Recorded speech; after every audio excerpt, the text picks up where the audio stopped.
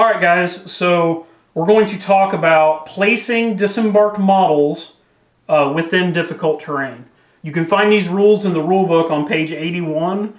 A lot of guys do this wrong, and it's important to know this because you can get a little bit of extra distance, so it's important to know.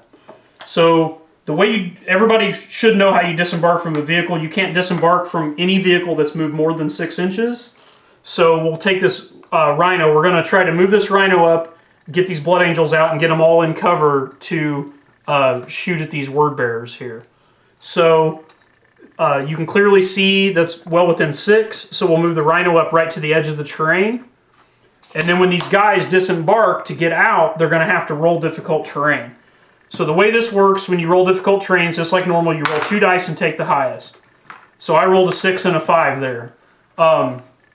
Because I rolled a 6, I mean, that's just like normal. We want to roll lower than that so I can show you why it's important. So here, I got a 3 and a 1, so I'm going to use the 3. So the way you actually disembark models, a lot of people just start measuring, because if this was normal, you can get out anywhere within 6. So you'll just measure 6 from the door and place the guy, because you can't have any part of the model more than 6 inches away. But the way you actually disembark from a vehicle is you're supposed to place the model in base to base with the vehicle and then moving from that point. Now in the open, like I said, this doesn't matter because you can't get more than 6 inches from a vehicle. But when you're rolling like this, it does matter because you're actually moving this 3 inches after the model's been placed on the board. So you're technically getting the 3 inches plus the width of the base of the model.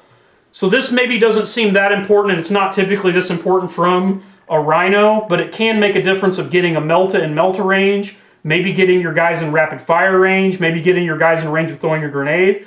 But where this is really comes important is if this were an assault vehicle, like if this were a Spartan or a Land Raider, and you have Terminators in there with these big fat bases, you get the whole distance of that base plus this distance when you move out.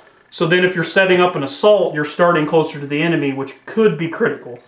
So because I rolled a 3, I placed the model in base to base with the vehicle. It's basically right here on top of this thing.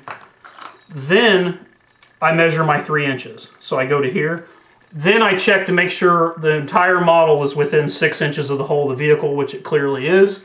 And then I go to the next model and repeat the process. So make sure you guys are doing this correctly.